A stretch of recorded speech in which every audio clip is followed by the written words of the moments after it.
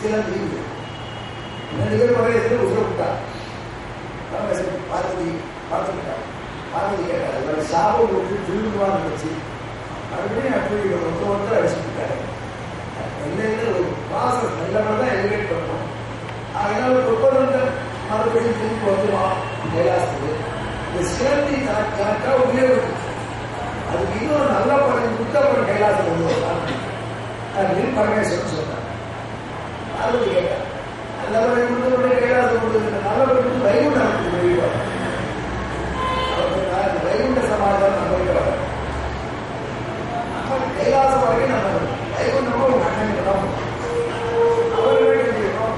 அவர் என்ன சொல்றாரு, அதனால அந்த நாட்டில் நமக்கு வைகுண்டம் நான் கூட பெரிய சக்கரவர்த்தியா பிறக்க வச்சு பெரிய பக்தனாக கொண்டாடுங்க பண்ணேன். அப்புறம் மறுபடியும் கைலாசம் கொண்டு வச்சு இதுதான் என்னால செய்ய மோட்சம் தான் அது அவர் ஏரியா. என்கிட்ட ஞானம் கேட்டா கொடுத்தேன். சிவமிச்சே உதாசனா ஆரோக்கியம் பாஸ்கராதிச்சே சிவமிச்சே உதாசனா ஞானம் மகேஸ்வராதிச்சே மோட்சமிச்சே ஜனார்தனா அப்படின்னு எனக்கு குமரால சொல்றான். ஒருத்தர் ஹெல்த் வேணும்னா சூரிய பகவானை வழிபடும், பணம் வேணும்னா அக்னி பகவானை வழிபடும், ஞானம் வேணும்னா சிவபெருமான். சுவாமி அடிக்கடி சாதிப்பார், சர்வஜானம் தானே சொன்னான். எல்லாரும் தெரிஞ்சு சிவபெருமானே இப்படி சொல்லியிருக்கார். அதுதான் போட்டுக்கிறோம். தட்சிணரண்யாதிசஸ்யமூர்த்தி தேவி சரோஜாசன தர்மபத்னி என்ன தட்சிணாமூர்த்தி 1000 ரூபாய் ஒரு 200 வழி 3 பேர் அறுபது வாங்கி உலகத்துக்கு ஞானம் கொடுக்குறாங்க வணிகிறார். அப்பேற்பட்ட ஆச்சாரியஸ்தான் விஸ்வாச்சாரியா அதிசுமுகாரா சுவாதிகாரோ வருந்தாரா என்று ஆச்சாரியஸ்தானத்திலிருந்து மக்களை வழிகாட்டணும். ஆனா மோட்சம் பெறணும்னா அது சமாச்சாரம் ஏறி அல்ல, அது எங்க போட்டு என் தலையை வாங்காது அப்படின்னு தரிசிவார். சமாச்சாரம் இப்படிதான், நான் வாங்கி விட்டுறேன் மோட்சம் நமக்கா உயிர் விட்டுட்டான். அப்பேற்பட்ட பக்திக்கு மோட்சம் தான் வாங்கி தரணும். நான் பேசுகிறேன் எப்படின்னா, ஏன் உங்கள்கிட்ட வர முடியும், இதெல்லாம் பொங்கலாடி சமாச்சாரம் நான் பார்க்கிறேன். எப்படி நான் நாச்சியார் கேட்கிறேன், நான் மஞ்சளோரி கேட்கிறேன். வேற ஊரில் கேட்டால் தான் பெருமாள் கேட்கணும். மஞ்சளோரி ராவணத்தில் அவதான் அந்த தலைவி, நான் மஞ்சளோரி சொல்றேன் அப்படின்னா. அதே பார்வதி மஞ்சளோரி சந்திச்சா இது மாதிரி இருக்கே. கணவர் சொல்றேன், அடுத்தது பெரிய சக்கரவர்த்தியா போட்டு போறாராம், பெரிய பக்தனாக போனோம், அவருக்கு நாயனாக பக்தனாக போனோம், அவருக்கு 70 கோயில் கட்டு வாங்கலாம். இதெல்லாம் அவர் பண்ணிட்டா இருக்கல. அப்புறம் மறுபடியும் பூதகரமா போட்டு கேட்க போறாராம். இவ்வளவு பண்ணிதான் நல்ல ரீதி போகணும், மோட்சத்துக்கு போகுது. நீ என்ன சொல்லணும், அவசியம் பண்ண வேண்டியதாக எப்படி பண்றது? ஐயா சொல்றீங்களே, அவன் மோட்சத்துக்கு தான் பிரபத்தி பண்ணானா, பிரபத்தி பண்ணானா, இப்போ அப்பா என்ற கேள்வி கேட்பாரு. பிரபத்திக்கு தான் மோட்சம் வரும். இருந்தாலும் ஒரு ஐடியா பண்றேன். ஒரு ஜீவாத்மா உலகத்தை பிறக்கிறச்சு அவனை நாராயணன் கடாட்சித்தா அவனுக்கு மோட்சம் வரும். ஆகையால இந்த பிள்ளையாண்டா பூர்வத்தில் பிறக்கிற சமயம் நாராயணன் பார்க்கிற மாதிரி இருக்கும். அதாவது ஒருத்தர் பிறக்கிறச்சே ஒரு தேவத்தை பார்க்கணும். சில பேரை பார்த்தோன்னே தெரியுது, பிறகு அக்கா பார்த்துருக்கேன் இல்லையே இல்லையே. சில பேரை பார்த்தா தெரியுது, அப்படியே ட்ரெஸ் பண்ணி போற மனிதர்கள் பார்த்தாரு. அந்த தேவதை ஒருத்தர் பார்த்துட்டே இருக்குமா ரொட்டேஷன். ஏதோ ஒரு டைம் தான் செலிப்ரேஷன் சிகப்படி பார்ப்போம். ஜாயமானந்தி எம்பசியே குற்றம் மதுசூதனா சபை மோக்ஷா சாத்விக ஸ்துதி வித்யா சபை மோக்ஷார்த்த சிந்தகா.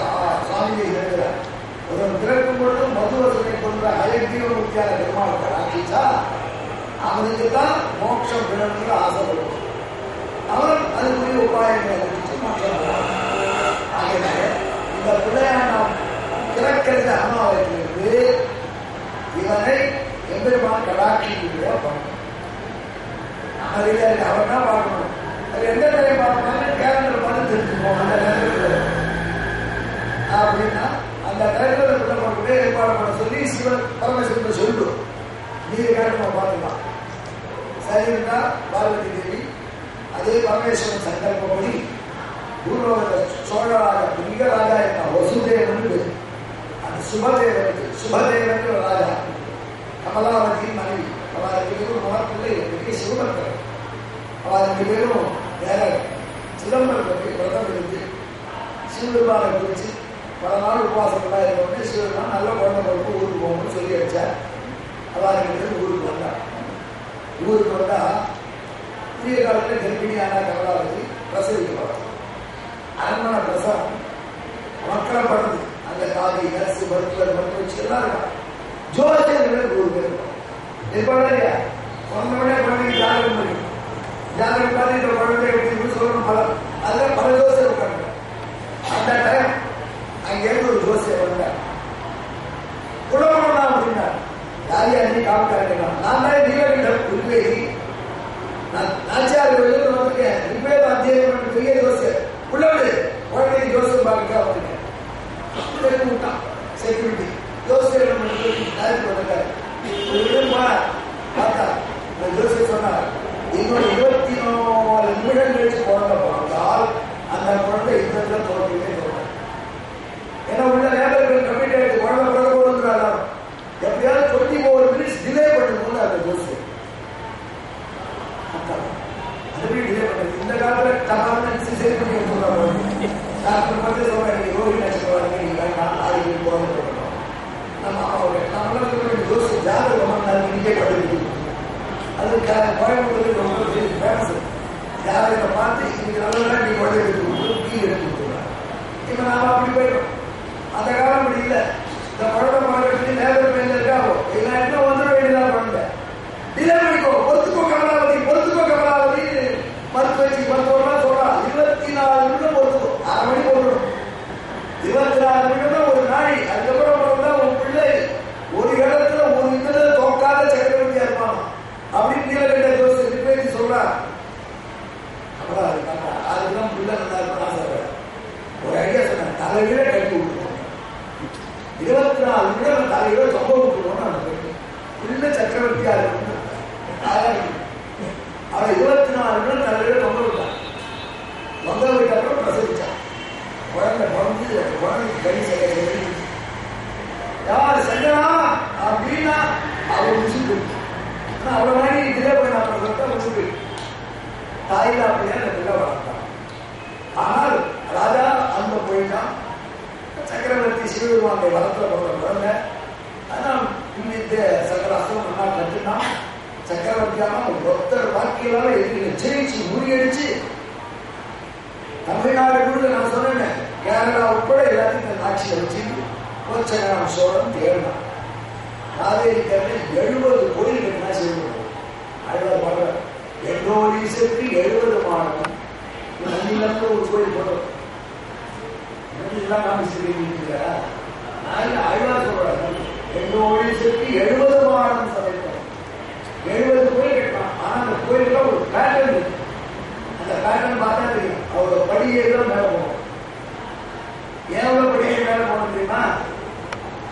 யாரை போவார் அவரோட படியே யாரை போவார் போனது திரும்பி யாரை வராதபடி போயிருந்தான். ஏன்னா அந்த உடம்புக்குள்ள ஒட்டிலே நான் கட்டின கோயில ஒரு யானை அடிச்சுட்டு அதற்காக 70 கோயில் அப்படிதான் கேட்கலாம். மணிமாட கோயில் தஞ்சாவூர் சோழநாட்ட காவேரி கற்கல போனா 70 கோயில் சிவபெருமான் கேட்கலாம். ஒவ்வொரு கோயிலும் கேட்கலாம். கோச்சங்கனான் சிந்திய கோச்சங்கனான் கட்டிய கோயில் மணிமாடுன்னு பேரு. அந்த மணிமாடை யாரே உள்ள போக முடியாது. அப்படி அவன் கட்டி முடிச்சான். 70 கோயில் கட்டிட்டான். பெரிய சக்கரவர்த்தியா இருக்கான். ஒரு குறை இல்லை. பட்டி சிவபெருமான வழிபட்டு ஒரு கோயிலா போய் அப்போ ஒரு பெரிய யுத்தம் கடைசியில் வரும். நல்ல வயசான காலம். பெரிய யுத்தம் எதிர்கெல்லாம் பெரிய கூட்டணி போட்டு யுத்தம் பண்ணினா பாண்டிய சேரம் அந்த யுத்தத்தை தோற்று ராஜ்யம் போயிட்டு ராஜ்யம் போய் ஒண்ணு.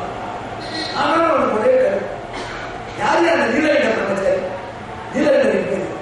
அவன் 24 நிமிஷம் குழந்தை போக யுத்தத்தை போகவே போகாதுன்னு சொல்லி தாயார் நம்பி உயிரை விட்டார். எங்க அம்மாவை பார்ப்பேன். என்ன வாழ்க்கையில் எங்க அம்மா பார்க்காம குழந்தை அதுக்கு அவன் தான் காரணம். இப்ப யுத்தத்துல தோத்து போயிட்டேன். இப்ப என்ன ஜோசியும் போயிடும். அவளை பார்க்கணும். போய் நாச்சியார் தான் இருக்கான். வேஷம் போட்டு போட்டு சொன்னான். மாலை எடுத்து நாச்சியார் காலத்துக்கு வந்தோம். எல்லா நிலைகளும் கேட்டா சொன்னா அப்படியே ஜோசி உட்காந்துட்டார். நமஸ்காரம் பண்ணா மாப்பா வச்சாங்க. ஜோசியர் எடுக்காத இருக்கு. இதெல்லாம் கரெக்டா சொல்லுவாங்க. நம்ம ஏன்னா அவங்க கண்ணு சகைச்சதே இருக்கு. அவன் கண்ணு சகைச்சதுன்னா செங்கனான்னு சொல்றா. அது இல்ல விஷயம். அந்த குழந்தைய அப்போ 24 நிமிடம் விழிச்சு புறக்க வச்சாரு சிவபெருமான் அந்த ஜோசியர். அதில் 24 நிமிடம் கழிச்சு பிறந்த போது எம்பெருமான் செங்கன் கண்கள் சிவந்த கண்ணால நிறைய ஒரு கண்டு கடாச்சிருக்காரு. அதனால அவனை பார்த்துதான் சிறந்த கிடைக்கும். இந்த செம்மையம் பிரச்சனை நிறைய தெரியாது. இல்லாத கணக்கு யோசிச்சு எங்க அம்மா ஒண்ணு தாயிலா அப்படியா பண்ணி அவரே கூடாது ஜெயிக்க போடணும், நாம ஜெயிக்க வைக்கிறப்பா அப்படின்னா கோயில் கைஸ்வரர் ஆட்சியாக இருக்கு. பெருமாள் இருக்கா நிறைய பண்ணி கொஞ்சம் கூட கூட பக்கத்தில் இருக்கிறது. இதில் ஸ்நானம் பண்ணி ஸ்நானம் முடிச்சார், தானே சமாசனம் பண்ணி வச்சார். அவருக்கு அட்டாட்சி வச்சு அட்டாட்சி உபதேசம் பண்ணி இங்கே எதிர்த்து பெருமாள் அப்படின்னா பெருமாள் சாமி என் பேர் சிவபெருமன் 63 நாயமாக ஒருத்தன் எனக்கு கண்வர் போயிருந்தேன் காலம்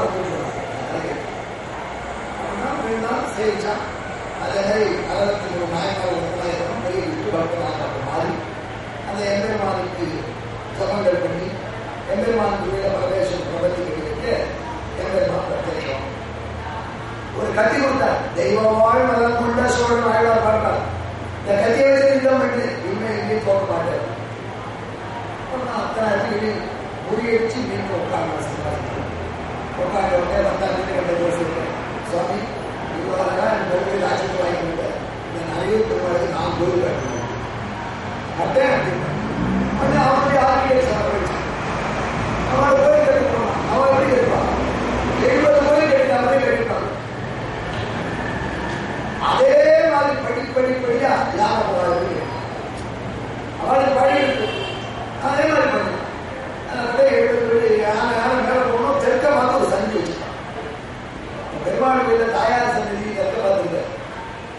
ஆனா சிவன் கோயில்ல அம்பாள் சந்தி தெற்க பார்த்து அந்த ஆர்கிடெக்ட் அவன் கான்ட்ராக்ட் போட்டிருக்கான். அவனுடைய டேர்ம்ஸ் ஆஃப் சொல்றான். தெற்க பார்த்து சந்தி கட்டிட்டான். கட்டின பட்டாச்செல்லாம் வந்தா பெருமாளை பிரதிஷ்டம் பண்ணலாமே அப்படின்னா அவன் சண்டை சொல்றது செய்வாங்க மாதிரி கோவில் இருக்கு. இந்த ராஜா வந்து ராஜா ஒன்று சொல்றது அப்படின்னா நம்பி சாய்ச்சி அவங்க ஒன்றும் சொல்லாரு. அவன் எப்படி கேட்டுக்காலும் அப்படிதான் போய் யானை விடாமல் இருக்குன்னு கேட்டுக்கலாம். அது மட்டும் இல்லை விசேஷம். வாசல்னே இல்லை செய்யும். வேற ஊரில் எங்கேயும் முடியாது. ஆச்சாரிய வாசல் நின்றும் தாயார் பெருமாள் செய்வார். அப்படி படிப்படியா மேல இருக்காங்க. அதனால அவன் பண்ணிதான் நாம தான் ஏற்பாடு பண்ணிக்கலாம். தெற்க பார்த்த சந்தில என்ன பண்ணலாம்? கருவனை கேட்கப்போறேன். அதுக்கு தனி சந்நிதி. அதனால பொதுத்துறை இந்த இடத்துல தெற்க பார்த்த வாசல் தான் சொந்த வாசல். நான் ஆட்சியா இருக்கு அப்படின்னு பெருமாள் சாய்ச்சா அந்த மாதிரி செல்வியம் போச்சுக்கிறான்.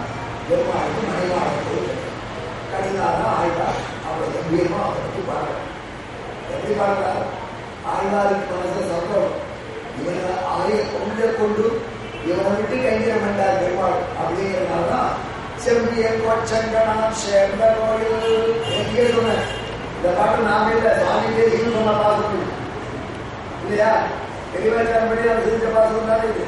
அப்படி ஆழ்வார் அவருக்கு இடம் கொடுத்தார். அப்படி பெருமாள் கடாட்சம் கட்டான். தெய்வவாள் வாங்கிட்டு கோயில் கட்டினான். 70 கோயில் சிவன் கட்டி ஒரு கோயில் பெருமாள் பெருமாள் கட்டினான்.